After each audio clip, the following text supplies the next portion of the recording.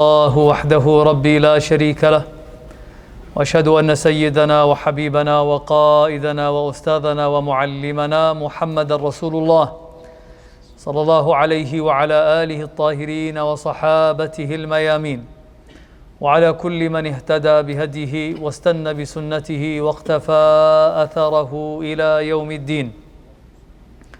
اما بعد عباد الله، اوصيكم ونفسي المقصره اولا بتقوى الله سبحانه. يا أيها الذين آمنوا اتقوا الله حق تقاته ولا تموتن إلا وأنتم مسلمون. يا أيها الذين آمنوا اتقوا الله وكونوا مع الصادقين.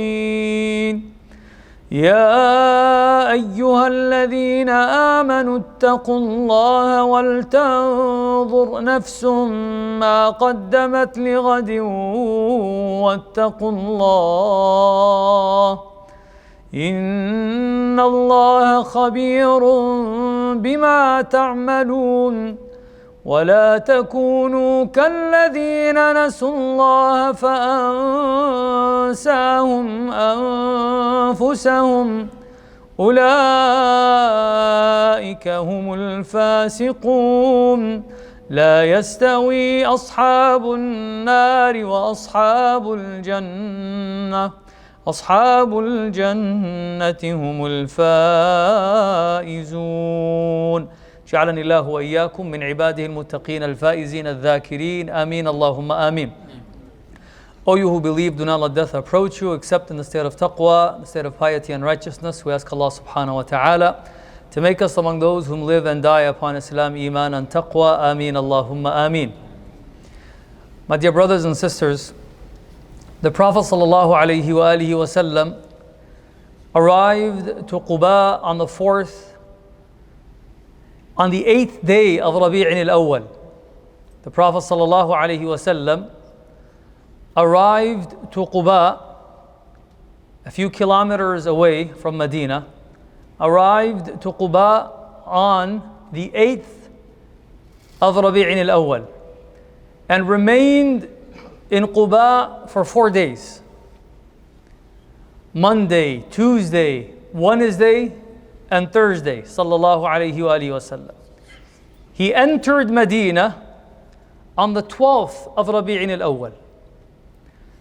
Upon his arrival to Quba, being hosted by its people, the Prophet sallallahu alayhi wa sallam did not engage nor deliver any sermons, give any classes, did not provide any teachings.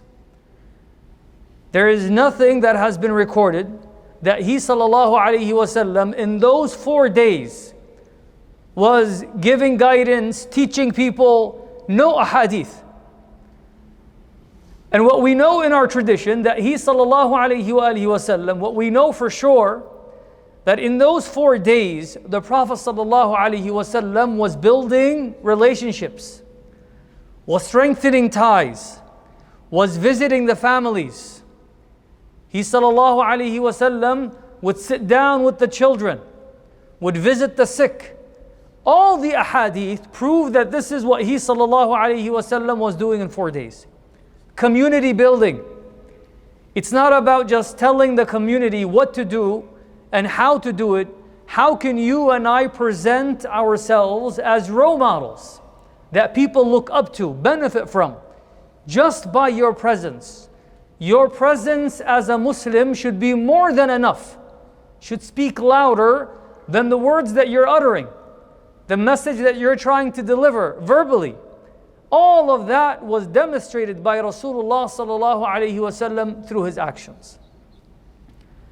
And in Quba, he sallallahu alayhi wa sallam built the first masjid in Islam, appreciating that community, that you are part of the Muslim community. He did not wait to build the first masjid in Medina. It would have sounded better for you and I to know that Al-Masjid al-Madina, Masjid al-Nabawi, is the first masjid in Islam. Strategically, it makes sense that you are building the first city in Islam by structuring a masjid. It's the first thing to be structured and to be built and to show one's dominance and to show one's presence. But he sallallahu alaihi wasallam did not think like that. So the first masjid was built in Quba. And subhanallah, until today, you have thousands and millions of people that visit Quba and visit the first masjid in Islam because the Prophet was there for 4 days. Just 4 days. Every Umrah trip you've gone to, as you visit Medina, you visit Quba. And not only that, now we have a pathway from Al-Masjid al-Nabawi all the way to Quba, where he sallallahu alayhi wasallam walked through. And we follow his steps. And because of those 4 days, the Prophet sallallahu alayhi wasallam would visit Quba every Saturday. All of these visitations, all of this love, all of this attention was a result of him being hosted for 4 days in Quba. And he sallallahu alayhi wasallam says that anyone that performs 2 raka'at in Masjid Quba receives the ajr of a complete umrah. And this is why you see all the Muslims flocking to Quba. The Prophet sallallahu alayhi wasallam continues his journey as he is building his community, now heading towards Medina. It's about an hour and a half walk.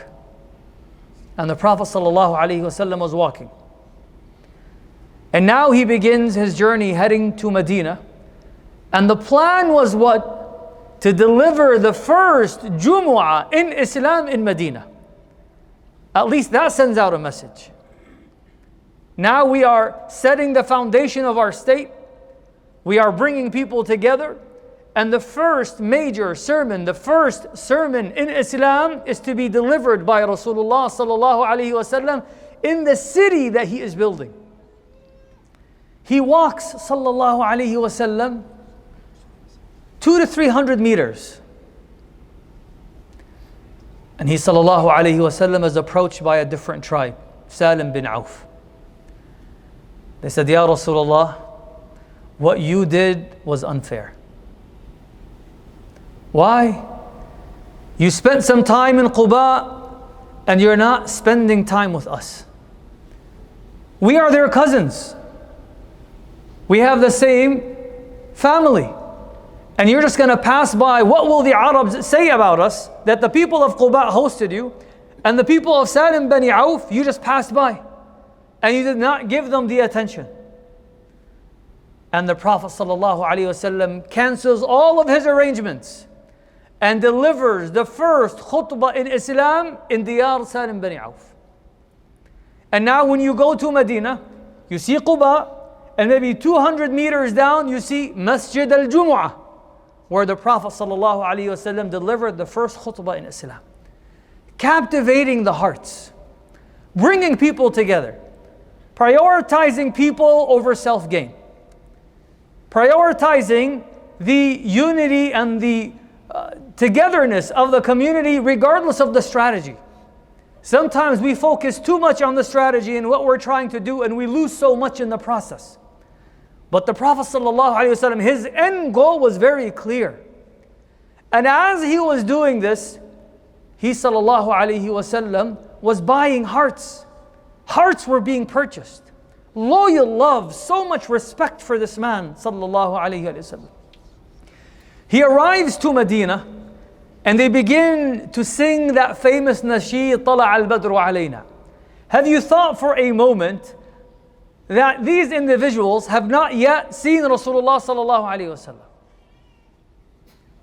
They don't know who Rasulullah is. Most of the people that were there have not met Rasulullah sallallahu alaihi wasallam.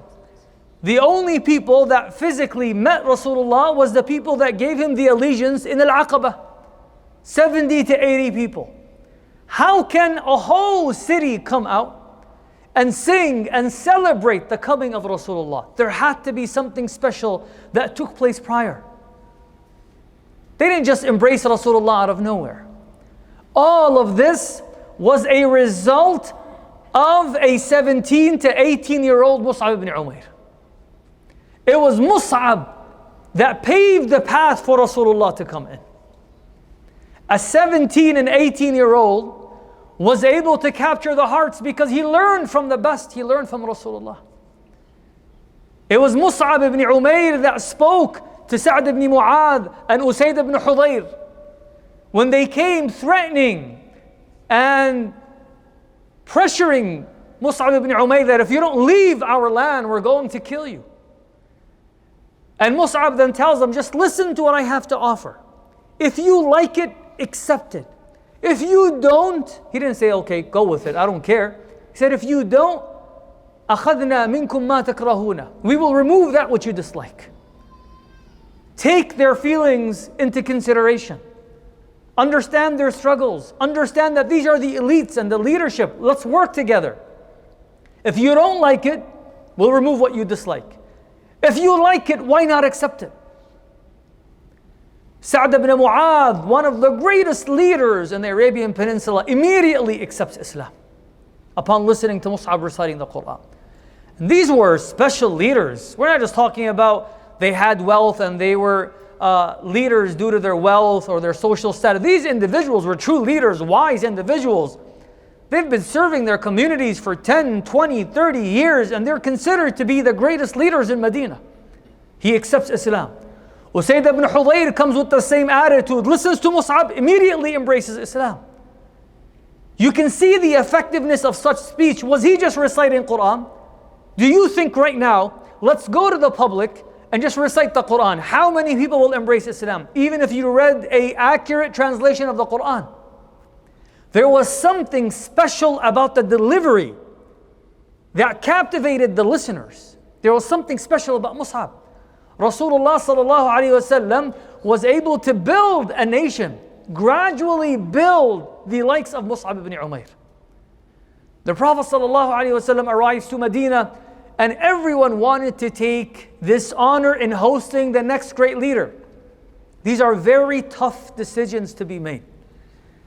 You can please 5 and displease 100. And you are building a community.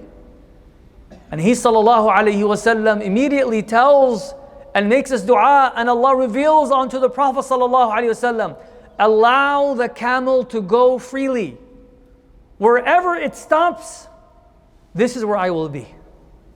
Imagine if he chose and he preferred Al-Aws immediately, Al-Khazraj would have gotten upset. If he preferred Al-Khazraj, Al-Aws would have gotten upset. If he decided to go to Sa'd ibn Ubadah, one of the leaders, Sa'd ibn Mu'adh would have gotten upset. If he chose Sa'd ibn Mu'adh, Sa'd ibn Ubadah would have gotten upset. But when the Prophet sallallahu alaihi wasallam made dua and the revelation that he received, just allow the camel to go. Wherever it stops, that's where I will stay. When it stopped, the Prophet sallallahu alaihi wasallam said, what's the nearest house to the masjid? They said, Abu Ayyub al-Ansari. And the Prophet sallallahu alaihi wasallam said, I'm going to be at your house, Abu Ayyub. And he was there for 6 to 7 months. Everyone was happy that Rasulullah was there. So he sallallahu alaihi wasallam took their feelings into consideration, because his end goal was to build a unified community sallallahu alaihi wasallam. أقول قولي هذا وأستغفر الله لي ولكم فاستغفروه فيا فوز المستغفرين.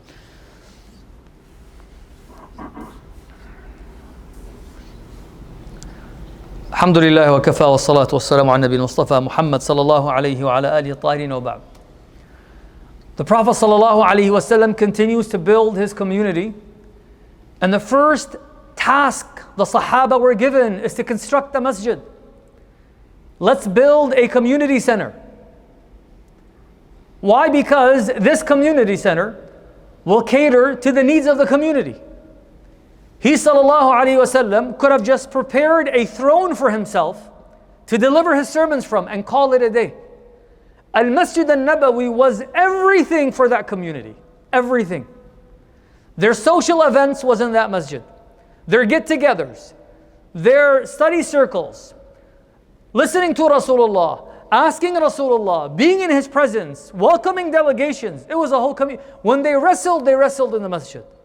sport activities, everything was in one location. And he sallallahu alaihi wasallam was able to revive that community. And people now appreciated Rasulullah sallallahu alaihi wasallam because it was not prophethood that was based on self-interest. That as long as I am given a platform to give something, who cares about the rest? So he sallallahu alaihi wasallam immediately instructs the Sahaba, we have to build a masjid. It's easy to order people, very easy to order people. And to tell them, this is what I want you to do, go ahead and do it, and I'll just be sitting down, relaxing. I'm the Prophet of Allah. And he sallallahu alaihi wasallam now is about 53 to 54 years old. The Prophet sallallahu alaihi wasallam was in the front lines, picking up the rocks, building his masjid. Imagine how people felt that this man that has taken on this position of leadership is in the service of his community. This is what we do as Muslims. Talk is cheap.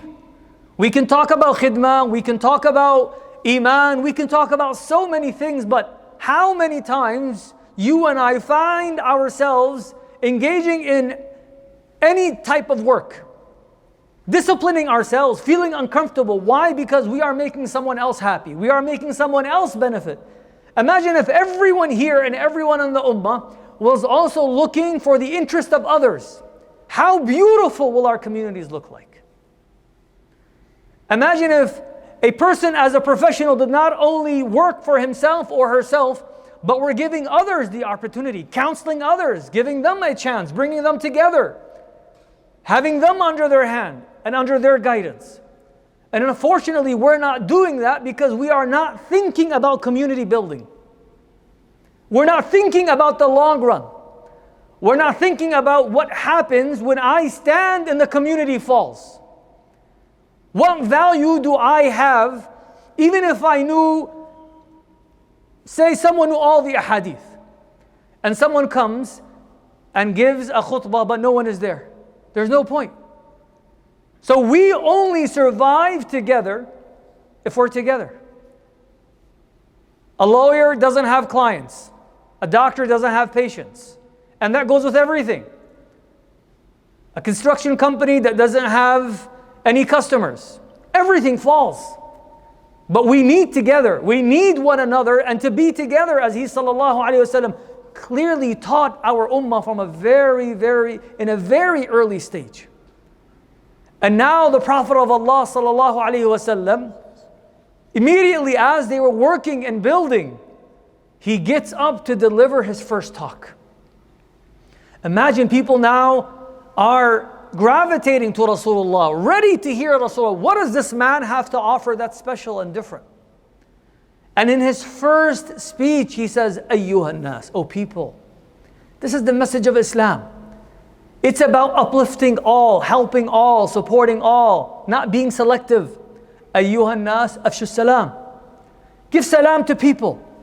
Let people feel at ease in your presence. Just give them salam. Greet the people.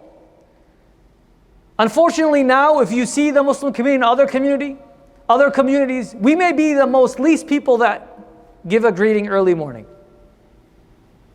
Maybe we're the least. We just walk as if no one's there. And this is the first message that he sallallahu alaihi wasallam gave in Medina. Ayyuhan nas, afshu salam. At'imu ta'am, feed the people. This is how we're going to build our communities.